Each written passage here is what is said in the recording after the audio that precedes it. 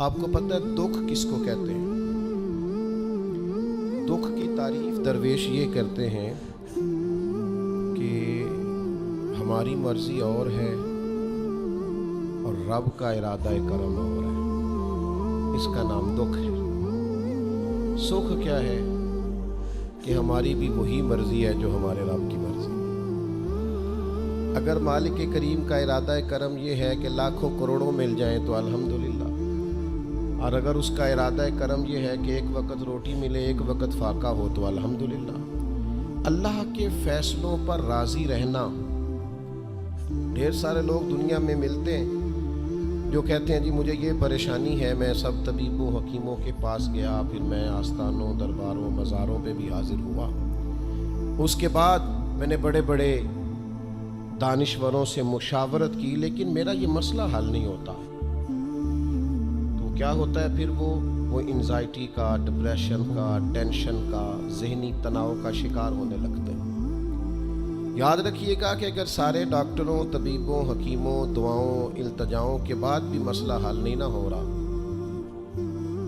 تو پھر معنی یہ ہے کہ رب کی رضا یہی ہے کہ جو کرم سے اس نے فیصلہ کر دیا ہم بھی اس فیصلے پہ راضی ہو جائیں۔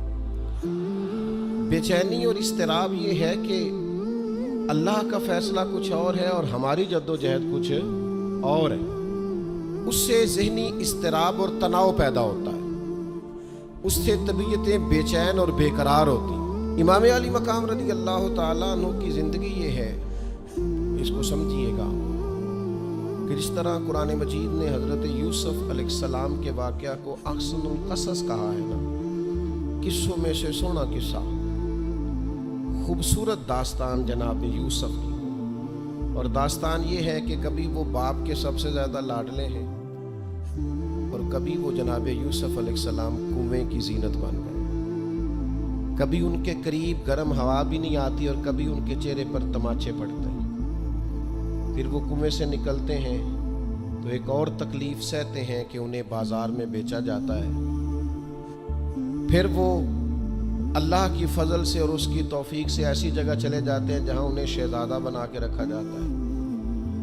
کچھ زندگی بڑی آسودگی اور آسانی کی طرف بڑھنے لگتی ہے کہ پھر ایک فیصلہ کرم ہوتا ہے کہ جناب یوسف کو جیل میں جانا ہے، تو وہ کسی جگہ شکوہ نہیں کرتے، وہ کنویں میں جاتے ہیں تو پھر بھی اللہ کی رضا پہ راضی ہیں، وہ شہزادے بنتے ہیں تو پھر بھی اللہ کی رضا پہ راضی، وہ دوبارہ جیل میں ڈال دیے جاتے ہیں تو پھر بھی اللہ کی رضا پہ راضی ہیں۔ پھر اللہ کا فیصلہ ہوتا ہے کہ جس ملک کے وہ قیدی تھے نا، رب اسی ملک کا انہیں بادشاہ بنا دیتا ہے۔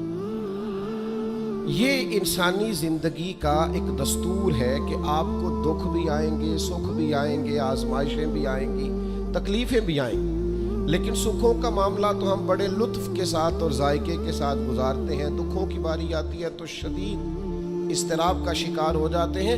بالکل یہی زندگی جناب امام حسین رضی اللہ تعالیٰ عنہ، آپ کبھی خوبصورت پہلوؤں پر غور کریں نا کہ امام علی مقام وہ ہیں کہ کبھی وہ سجدے کی حالت میں نانا کے کندھوں پہ ہیں اور کبھی حضور گلی سے گزر رہے ہیں تو حسنین نانا کے کندھوں پہ ہیں۔ کبھی کیفیت یہ ہے جناب امام علی مقام رضی اللہ تعالیٰ عنہ کی کہ وہ اپنی والدہ کے مقدس کاشانہ نور میں خود میں کھیل رہے ہیں، کبھی مولا علی شیر خدا رضی اللہ تعالیٰ عنہ کی مقدس باہوں میں جھول رہے ہیں۔ یہ سارے نظارے انہوں نے دیکھے، لیکن پھر وہی حسین ابن علی تھے، انہوں نے کربلا کا خشک میدان بھی دیکھا، انہوں نے وہ چٹیل پہاڑ بھی دیکھے، حق کے رستے میں اپنی اولاد کا قربان ہونا بھی دیکھا۔ کسی جگہ شکوہ نہیں کرتے، بلکہ وہ کہتے ہیں جس حال میں میرا رب رکھے میں اسی حال میں راضی ہوں۔ ہمارے ہاں یہ ہوتا ہے کہ ہم سکھوں کو تو یاد ہی نہیں رکھتے، ہمیں صرف تکلیفیں یاد رہتی ہیں، صرف آزمائشوں کو یاد رکھتے ہیں، مثبت پہلوؤں کو نہیں سوچتے۔ کوئی بھی کام آپ ہوتا ہوا دیکھ لیں گھر میں، خاندان میں، قبیلے میں، تو اس کے جو خوبصورت، معنی خیز، پروقار، اچھے پہلو، ان پر غور نہیں کریں گے۔ ایک جگہ ایک پنچایت تھی، وہاں کسی خاتون نے شکوہ کیا کہ میرے خامد نے مجھے یہ تکلیف دی ہے، یہ آزمائش میں مجھے مبتلا کیا ہے، یہاں یہاں سخت سست کہا ہے۔ تو ایک دانشور بزرگ بیٹھے تھے، تو لوگ کہتے ہیں کہ ان بزرگوں نے کہا بیٹا شادی کو کتنا عرصہ بیت گیا؟ تو اس نے کہا میری شادی کو 18 سال ہو گئے۔ تو اس نے کہا یہ جو تم لڑائی فساد جھگڑا دنگا پریشانی بتا رہی ہو یہ تو ایک دن کا ہے، باقی 18 سالوں کی بھی بات بتاؤ نا۔ تم نے ایک دن کا جھگڑا تو یاد رکھا، اور اس ایک دن کے جھگڑے کے نتیجے میں آنے والی تکلیف کو بھی تم نے یاد رکھا، لیکن وہ جو 18 سال تمہارے اپنے شوہر کے ساتھ سکھی گزر گئے ان کا بھی تو تذکرہ کرو۔ تو کچھ دیر کی خاموشی کے بعد اللہ نے اس خاتون کے دل میں ٹھنڈک پیدا کی، اور وہ کہنے لگی میرے شکوے دور ہو گئے ہیں، اب میں انشاءاللہ کوشش کروں گی کبھی بھی شکایت نہ کروں۔ اب بات کو سمجھیں، ہم اپنی زندگی کی صرف شکایتیں یعنی دکھ ہی ہیں صرف زندگی میں، وہ دعا کرتے جی میرے گھٹنے میں درد ہے، باقی جسم ٹھیک ہے نا ماشاءاللہ سارا، اس کا شکر بھی ساتھ ادا کریں۔ دعا کریں جی آج کل کاروبار نہیں چل رہا، تو اس سے پہلے ساری زندگی ٹھیک چلتا رہا ہے نا، اس کا شکر بھی ادا کر لیں۔ قرآن مجید فرقان حمید ارشاد فرماتا ہے اللہ کے بندوں کی شان یہ ہے کہ رضی اللہ عنہم ورضوا عنہ، یہ بڑا خاص پہلو ہے۔ اللہ فرماتا ہے کہ اللہ ان سے راضی ہے اور وہ بھی اپنے اللہ سے راضی ہے۔ اللہ نے انہیں جس حال میں رکھا ہے وہ بھی اللہ سے راضی ہیں۔ ذالک الفوز العظیم، اللہ فرماتا ہے یہ بڑی کامیابی ہے، اللہ بھی ان سے راضی ہے اور وہ بھی اللہ سے راضی ہیں۔ امام غزالی رحمت اللہ تعالیٰ علیہ سے کسی نے پوچھا یہ بندے کا اللہ سے راضی ہونے کا کیا مطلب ہے؟ تو امام صاحب فرمانے لگے رب تو کریم ہی بڑا ہے، یتیم کے سر پہ ہاتھ پھیر دو راضی ہو جاتا ہے، وہ طوائف کتے کو پانی پلا دے تو مالک راضی ہو جاتا ہے، وہ تو مہربانی بڑا ہے، تم نے رو کے 2 آنسو بہا دیے وہ راضی ہو جاتا ہے۔ فرماتے بندے کا مسئلہ ہے، مسئلہ تو بندے کا ہے، یہ راضی ہوتا ہی نہیں، یہ ہر وقت شکوے کرتا ہے، ہر وقت شکایات کرتا ہے، ہر وقت اس کا ذہن الجھا رہتا ہے، ہر وقت کوئی نہ کوئی نئی چیز کا مطالبہ کرتا ہے۔ نبی رحمت نور مجسم شفیع معظم صلی اللہ تعالی علیہ وسلم ارشاد فرماتے ہیں تم نہ اللہ کے دیے ہوئے تھوڑے رزق سے راضی ہو جاؤ، وہ بھی تمہاری تھوڑی عبادت سے راضی ہو جائے گا۔ لیکن ہمارا حال یہ ہے کہ ہمیں سب کچھ چاہیے، اور نتیجے میں اگر کوئی خدمت کرنی پڑے، کوئی ڈیوٹی کرنی پڑے، کوئی کام کرنا پڑے تو اس کے لیے ہم تیار نہیں ہوتے۔ عزیز بھائیوں سمجھیے گا، غور فرمائیے گا، توجہ کیجیے گا اس بات پر کہ ہمیں ہر حال میں اپنے رب سے راضی رہنا۔ آزمائش آ جاتی ہے، دکھ آ جاتے ہیں، محنت پوری کریں، جد و جہد پوری کریں، جو کام آپ کرنے جا رہے ہیں اس کے لیے جتنے ضروری اسباب ہیں وہ جمع سارے کریں، لیکن نتیجہ اللہ پہ چھوڑ دیں، رزلٹ اپنی مرضی کا نہ مانگیں۔ یہ عقیدہ توحید یہ ہے کہ نتیجہ جو رب ہمارے لیے نکالے نتیجہ ہمیں قبول ہونا چاہیے۔ درویش نے ایک جملے میں بات ختم کر دی، وہ کہتے ہیں دکھ قبول محمد بخشا، بس راضی رہن پیارے۔ اگر پیارے راضی ہیں دکھ دینے میں تو پھر ہمیں یہ دکھ قبول ہے، اور کئی دفعہ قبول ہے۔ تو اپنی طبیعت کے اندر یہ مقام تسلیم و رضا لائیں، ہر وقت اپنے رب سے راضی رہیں۔ صحیح مسلم شریف میں حضرت عمر فاروق رضی اللہ تعالیٰ عنہ کا ایک جملہ بڑا خوبصورت ہے، اور حضور اس کو سن کے بڑے راضی ہوئے، صحیح مسلم میں موجود ہے۔ حضرت عمر نے ایک موقع پر جب سرور کائنات علیہ السلام کو تھوڑا ناراض دیکھا، حضور کے چہرے پر کچھ آثار ناراضگی دیکھے، تو جناب عمر نے ایک جملہ کہا تھا جو بڑا حسین ہے اور کتب احادیث میں چمکتا ہے۔ حضرت عمر نے وہ بات کہی تو حضور کی ناراضگی خوشی میں بدل گئی، نبی پاک علیہ السلام کے چہرے پر جو آثار ناراضگی تھے وہ خوشی کے تصورات میں بدل گئے۔ حضرت عمر عرض کرنے لگے رضیت باللہ ربا وبالاسلام دینا وبسیدنا ومولانا محمد نبی ورسولا۔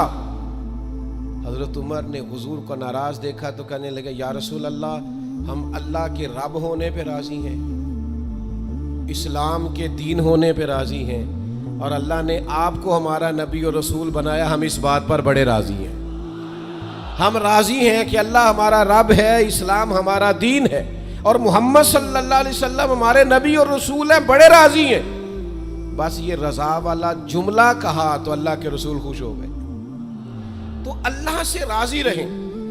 آپ کے تصورات میں شکوے پیدا نہ ہو، شکایتیں نہ ہو، الجھے نہیں۔ اور بہت سارے لوگ ایسے ہیں جن کا خیال ہے میری بڑی شان ہے تو میرے اوپر مشکلات کیوں آتی ہیں۔ دوست اکثر کہتے ہیں جی میں صدقہ بھی دیتا ہوں، نمازیں بھی پڑھتا ہوں، دل کسی کا نہ دکھے اس کے لیے بھی پوری کوشش کرتا ہوں۔ میرا زندگی کا مزاج یہ ہے کہ میں کوشش کرتا ہوں کہ کسی کو میرے لہجے سے، انداز سے، اٹھنے بیٹھنے سے اذیت نہ پہنچے، لیکن پھر بھی مجھے مصائب آتے ہیں۔ ہم انہیں کہتے ہیں آپ عبادت کریں، مہربانی فرمائیں، تجارت ہو نہ۔ آپ کی رائے یہ ہے کہ میں نے صدقہ دے دیا مصیبت کوئی نہ آئے، میں نے نماز پڑھ لی مشقت کوئی نہ آئے۔ تو قانون قدرت یہ ہے کہ حضور علیہ الصلوۃ والسلام فرماتے ہیں سب سے زیادہ تکلیفیں آتی انبیاء پہ ہیں، اور حضور فرماتے ہیں میں اللہ کا لاڈلا محبوب ہوں، میرے اوپر سب سے زیادہ تکلیفیں آئی ہیں۔ یہ آپ اللہ کی رضا پہ راضی رہیں کہ تو دیکھیں آپ کے مزاج میں کمال بردباری پیدا ہو جائے گی، ایک ٹھہراؤ آئے گا۔ یہ دوست انتظامات کر رہے ہوتے ہیں نا پروگراموں کے، اجتماعات کے، محافل کے، تو میں ایک ہی بات سب سے کرتا ہوں، میں کہتا ہوں آپ نے نا بردبار رہنا ہے، آپ نے تحمل سے رہنا ہے۔ ہم دیہاتی لوگ ہیں تو ہمارے ہاں شادیاں ہوتی تھیں نا، تو شادیوں پہ رشتہ دار اکٹھے ہوتے تھے، تو صرف یہ فکر نہیں ہوتی تھی کہ کھانا پورا ہو جائے، صرف اتنی فکر نہیں ہوتی تھی کہ ان کے سونے کا انتظام ہو جائے، ایک فکر اور بھی ہوتی تھی کہ بندے بڑے اکٹھے ہوئے ہیں، سارے برادری اکٹھی ہوئی ہے کہ لڑ نہ پائیں آپس میں۔ ہمارے ہاں نا چڑھانے والے زیادہ خطرناک نہیں ہوتے، چڑھنے والے زیادہ خطرناک ہوتے، جو ذرا سی بات پہ غصے میں آ جائیں، ذرا سی بات پہ چڑھ جائیں، کہیں سکون ہی نہیں، ٹھہراؤ ہی نہیں زندگی میں۔ اللہ کی رضا پہ راضی رہے۔ میرے رب نے جہاں مجھے رکھا ہے سب سے زیادہ باکمال رکھا ہے، جہاں میں ہوں خدا جانے بلندی ہے کہ پستی، پر جہاں میں ہوں آپ اپنے رب کی رضا پہ راضی رہیں کہ میری جہاں ڈیوٹی ہے، کیا ہی بات ہے، میری جہاں ڈیوٹی، حضرت صدیق اکبر کو امیر المومنین بنایا گیا، لیکن جناب بلال حبشی کے پاس مدینے والے محبوب کے مہمانوں کی ذمہ داریاں تھیں، مسجد نبوی کی کنجیاں تھیں۔ کمال ان کا بھی بڑا ہے اور کمال بلال حبشی کا بھی بڑا ہے، حالانکہ وہ تو مسجد میں جھاڑو دیتے تھے، خدمت کرتے تھے۔ تو آپ اللہ کی رضا پہ راضی رہیں، جہاں رب نے آپ کو رکھا ہے، جس مقام پہ رکھا ہے وہاں آپ راضی رہیں، آپ کو اطمینان محسوس ہوگا، آپ سکون میں آ جائیں، دل میں ٹھنڈک محسوس کریں گے، پریشانیوں سے نکلیں گے۔ یہ حدیث دیکھیے امام غزالی نے لکھی ہے، نبی پاک صلی اللہ تعالی علیہ وسلم کے پاس نا صحابہ کی ایک جماعت آئی، انہوں نے عرض کی یا رسول اللہ صلی اللہ علیہ وسلم ہم ایماندار ہیں۔ تو حضور نے فرمایا تمہارے ایمان کی نشانی کیا ہے؟ تم صاحب ایمان ہو تو دلیل کیا ہے؟ انہوں نے عرض کی یا رسول اللہ، یہ ذرا دلیل سننا۔ عرض کرنے لگے یا رسول اللہ مصیبت آئے تو صبر کرتے ہیں، نعمت ملے تو شکر کرتے ہیں، اور یا رسول اللہ رب جو فیصلے کر دے ہم اس پر راضی رہتے ہیں۔ حضور فرمانے لگے کعبے کے رب کی قسم تو واقعی ایماندار لوگ، اگر تم اللہ کے فیصلوں پہ راضی ہو، اگر تم نعمتوں پہ شاکر ہو، مصائب پر صابر ہو، تو تم واقعی مومن ہو۔ تو یہ یاد رکھیں اچھی طریقے سے کہ ہمیشہ اپنے آپ کو اپنے رب کے فیصلوں پہ راضی رکھیں، ہمیشہ کوشش کریں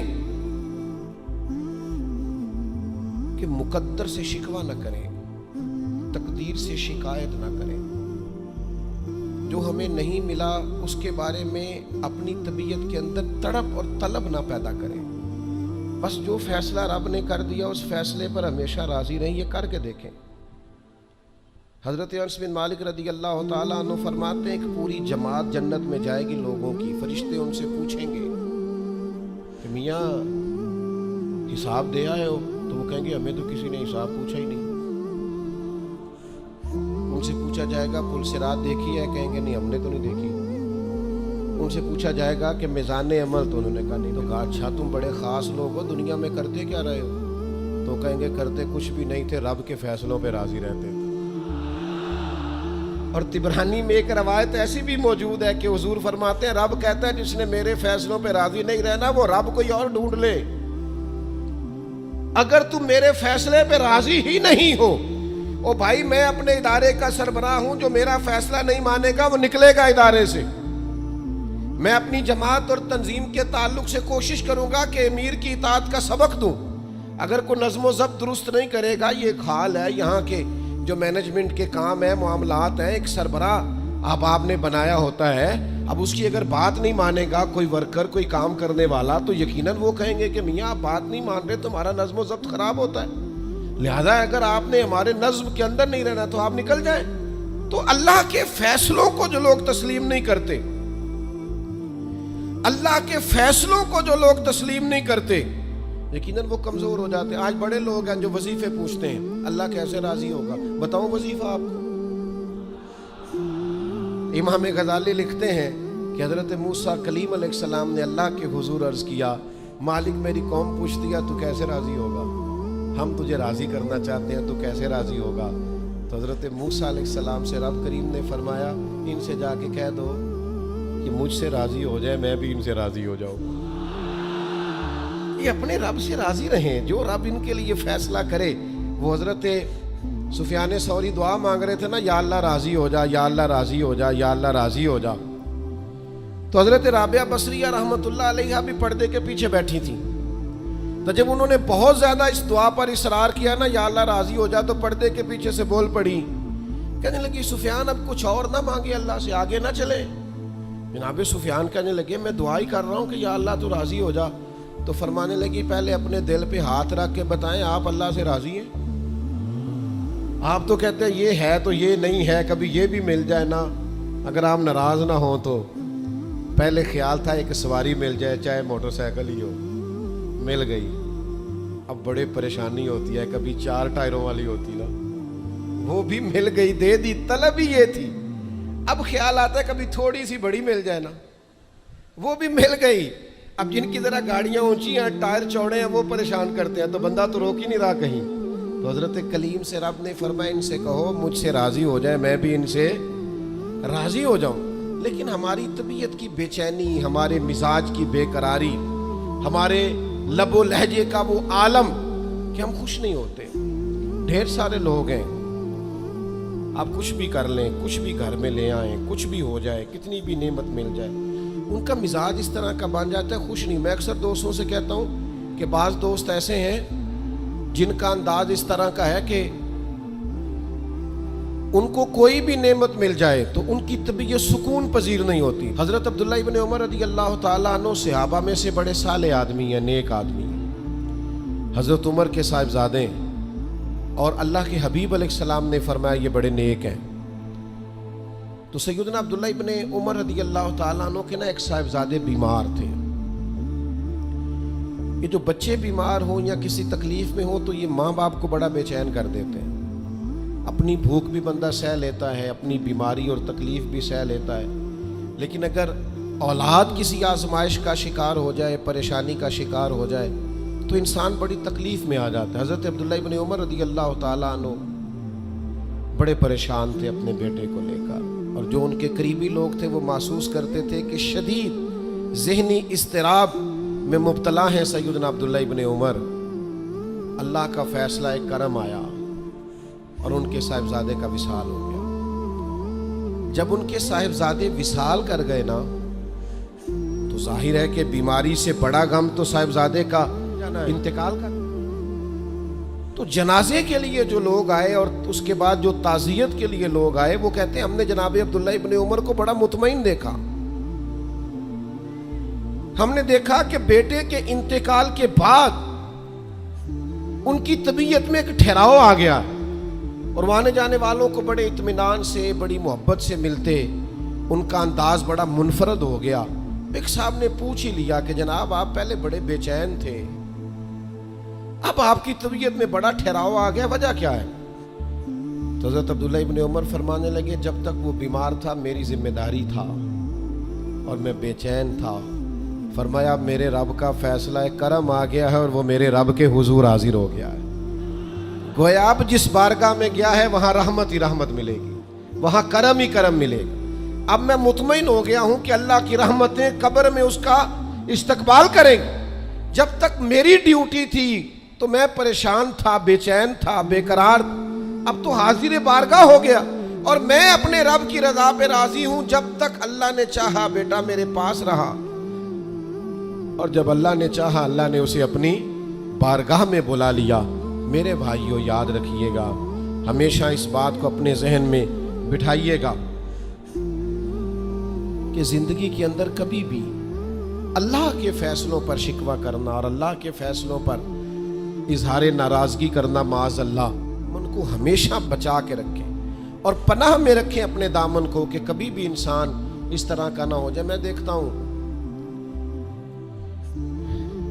شدید بے چینی یہ ہمارے ماحول میں, اللہ تعالیٰ معاف فرمائے, جو لوگوں سے شدید ایک دوسرے سے ہماری طبیعتیں کھنچ جاتی ہیں اور تناؤ اور کھچاؤ پیدا ہو جاتا ہے, اور پھر لوگ ڈپریشن میں چلے جاتے ہیں. حتیٰ کہ بعض لوگ معاذ اللہ انتہائی قدم اٹھاتے ہیں, خودکشی کی طرف بڑھ جاتے ہیں.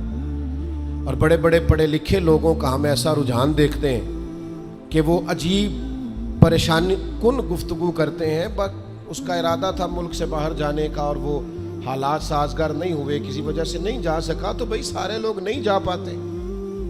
آپ ڈھیر سارے لوگوں سے پوچھ لیجئے گا کہ وہ زندگی میں کچھ اور کرنا چاہتے تھے, لیکن اللہ کا ارادہ کرم ان کے لیے کچھ اور تھا.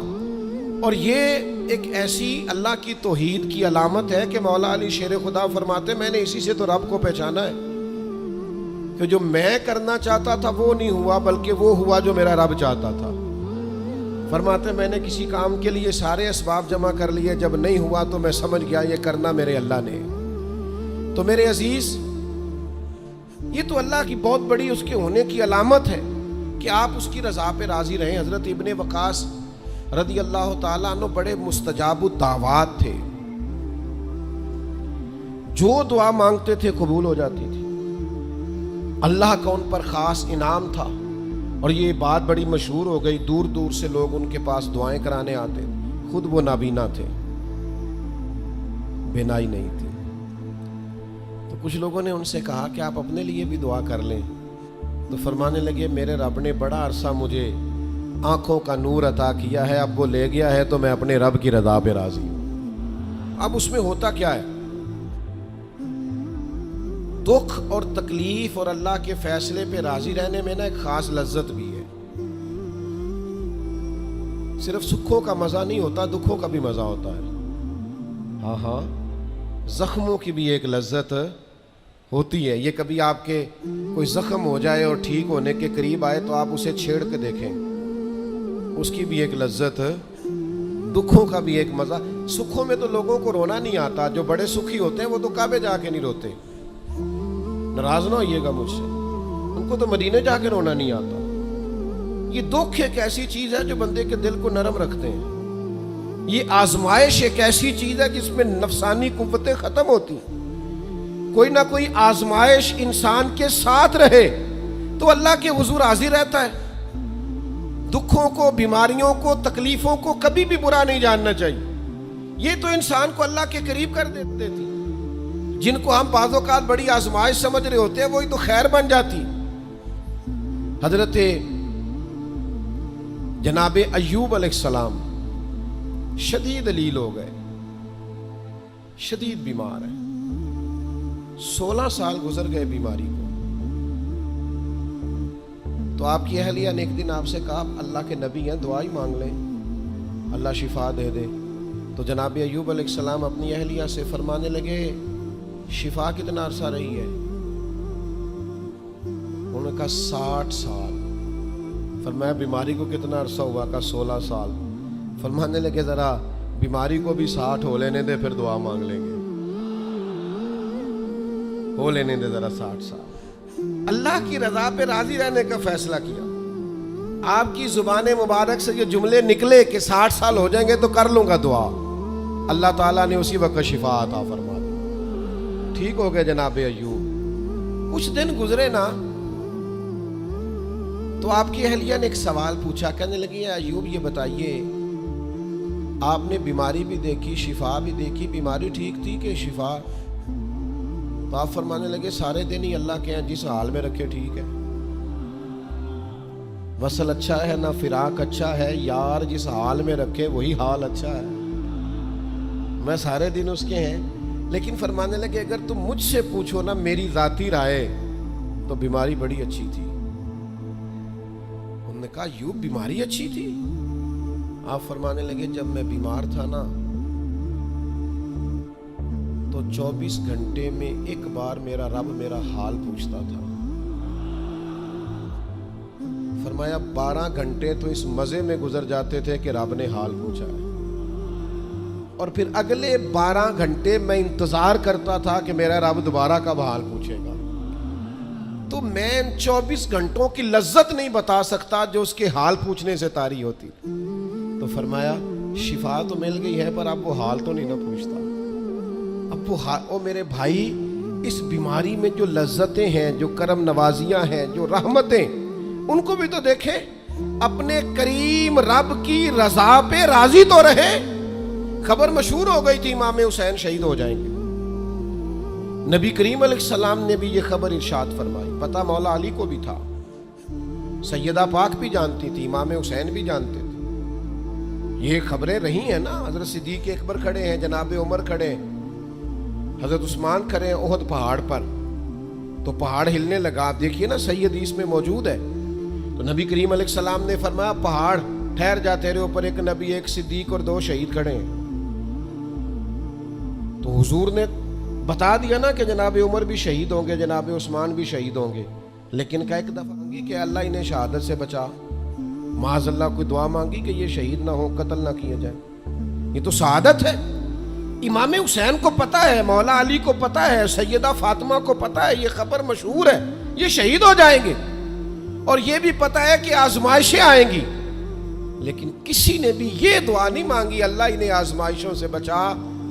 جس نے بھی دعا مانگی ہے یہی مانگی ہے، اللہ صبر بھی عطا فرما اور استقامت بھی عطا فرما.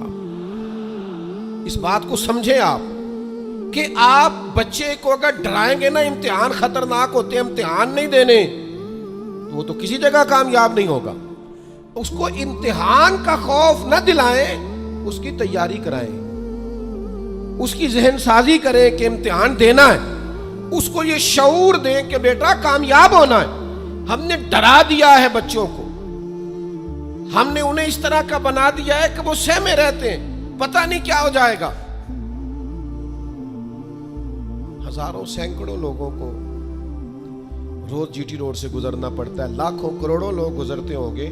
اللہ معاف کرے کو سب کا ایکسیڈنٹ تو نہیں نہ ہو جاتا. تو اگر آپ بچوں کو چھپاتے بھی رہیں کہ روڈ پہ نہیں چڑھنا، بھائی انہیں آپ گاڑی صحیح چلانی سکھائیں، عمر کے مطابق ان کو سواری دیں، ان کی ٹریننگ صحیح کرائیں، انہیں کہیں کہ یہ ٹریفک کے قوانین ہیں ان کی پابندی کرو. لیکن انہیں یہ خوف نہ دلائیں کہ روڈ پہ نہیں جانا. یہ خوف نہ دلائیں انہیں کہ ہم نے اس راہ سے گزرنا نہیں، پتہ نہیں کیا ہو جائے گا. او بھائی اس طرح تو سانپ سے ڈرتا ڈرتا رسیوں سے بھی ڈرنے لگے گا. اللہ جو فیصلہ کر دے اس فیصلے پر پوری طرح راضی رہنا ہے. ہمارے مزاجوں میں مقام تسلیم و رضا نہیں ہے. یہ مومن دیانتدار کیوں ہوتے تھے؟ کروڑوں روپیہ ایک شخص کا سامنے پڑا ہے اور بندہ وہ ہے جس نے صبح سے کھانا نہیں کھایا، لیکن وہ کروڑوں روپے پہ نظر نہیں ڈالتا تھا. کیوں؟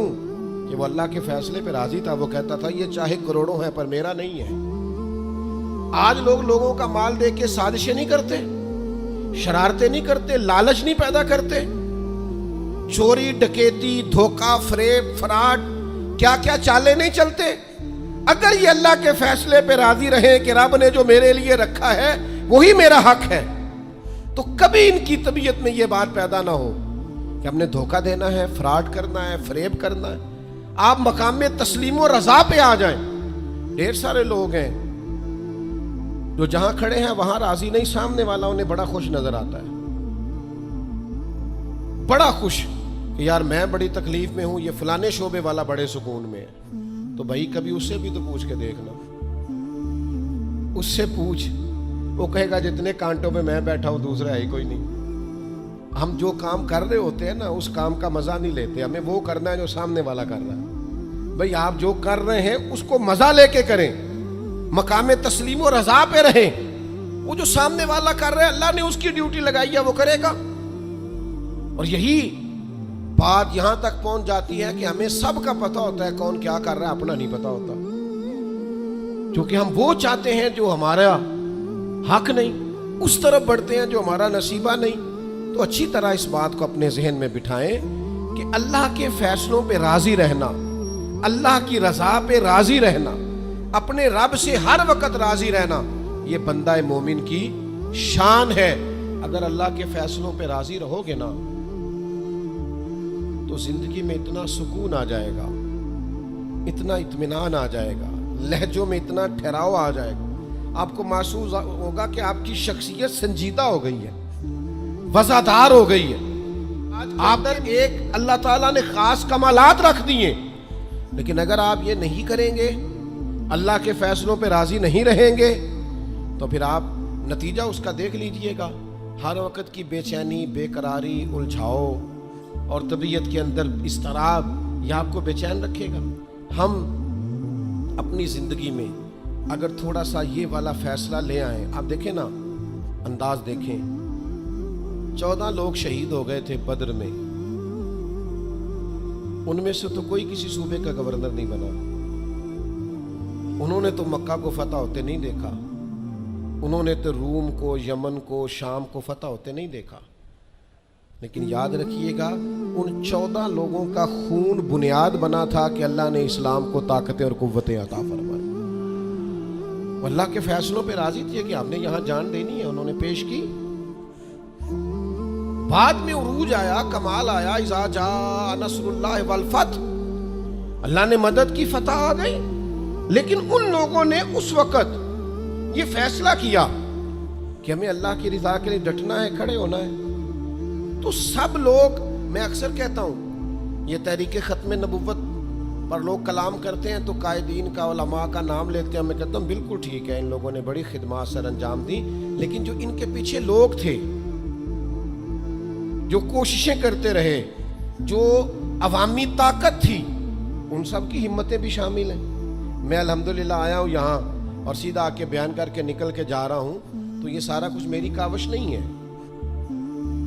یہ تو جو لوگ آدھی رات کو سڑک پہ پوسٹر لگاتے رہے، دن کو یہاں آتے رہے، رات جاگتے رہے، محنت کرتے رہے، پریشان ہوتے رہے، الجھتے رہے، یہ تو ان لوگوں کی کاوش ہے، یہ ان لوگوں کا کمال ہے. ہم سمجھتے نہیں اس چیز کو. جب تک آپ اپنے مزاج میں ٹھہراؤ نہیں لاتے اور چھوڑ دیں دوسروں کا کام اپنے کھاتے میں ڈالنا، یہ بھی میرا ہے، یہ بھی میرا ہے، یہ بھی میں نے کیا، یہ بھی میں، اس سے بھی بے چینی پیدا ہوتی ہے. ہم نے جو کیا ہے اس حد تک رہیں اور اللہ تبارک و تعالیٰ کے فیصلے پر سر تسلیم خم کریں. یقین کرو، اللہ کا فیصلہ کیسے ماننا ہے، اس کی اگر کسی نے صحیح تصویر دیکھنی ہے تو واقعہ کربلا کو دیکھیں. یعنی کائنات کے وہ لوگ جن کا خاندان بھی سب سے اونچا ہے، حسب بھی سب سے اونچا، نسب بھی سب سے اونچا، کمال بھی سب سے اونچا، وزاداری بھی سب سے اونچی، علم، فضل، شہرت، عزت، وقار، شرافت، نجابت، ہر چیز میں وراء الورا ہے.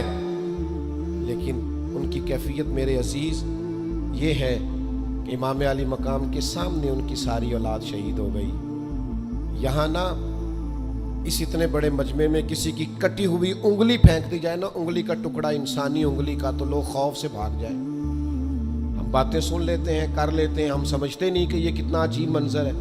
آپ یہ بات سمجھ سکتے ہیں کہ حضرت عباس کے بازو کٹے، پورے بازو کاٹ ڈالے گئے تو کیسا منظر ہوگا. اور امام حسین کا سر کاٹ کے نیزے پہ لگا دیا گیا، باقی جس میں اتھر کربلا میں پڑا ہے، اور سر بھیج دیا گیا دمشق میں، تو کیسی منظر کشی ہوگی. لیکن امام حسین سے لے کر جناب زینب تک اور امام حسین سے لے کر امام زین العابدین تک آپ کو جو بندہ بھی ملے گا رب کی رضا پہ راضی ملے گا. کسی جگہ وہ شکوہ کرتا